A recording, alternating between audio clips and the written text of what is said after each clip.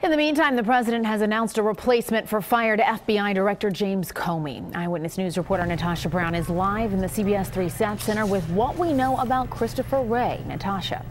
Well, good evening to you both. Since the president's announcement via Twitter this morning, Christopher Wray is receiving bipartisan support at this point as the nominee for the new FBI director position. President Trump has selected his pick for the new FBI director, announcing the news in an early morning tweet. The president tweeted, quote, "I will be nominating Christopher A. Wray, a man of impeccable credentials, to be the new director of the FBI. Details to follow." There were no further details offered. His announcement comes a day before the fired former FBI director James Comey was to testify.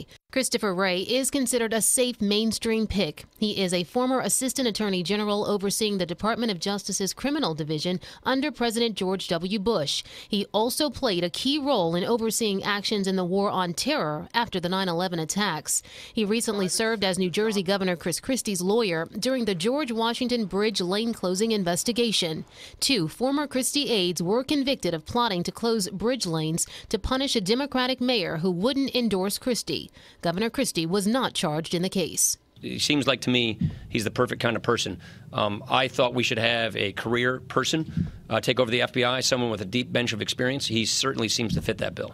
Reaction to Wray's nomination has been pouring in from tri-state area legislators on Capitol Hill. Republican Pennsylvania Congressman Pat Meehan touted his work with Wray during the Enron scandal. He issued this statement saying in part, quote, "Chris Wray is a terrific choice by the president to lead the FBI at this critical moment in time. He will bring credibility, credentials, and great character to the role and will earn the respect of the Bureau's agents." Delaware Democratic Senator Chris Coons also issued a statement endorsing Christopher Wray, saying in part, "I'm encouraged that President Trump has nominated someone with significant federal law enforcement experience rather than a career in partisan politics."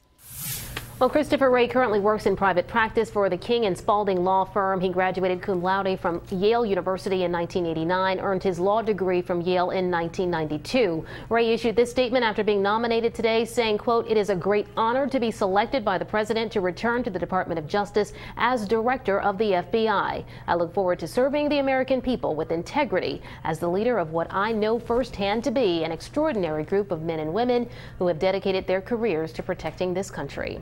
Now, confirmation hearings for Wray will likely take place, we understand, in the next 2 weeks or so. That's the very latest for now. We're live in the SAT Center tonight. Natasha Brown, CBS 3 Eyewitness News. Natasha, thank you.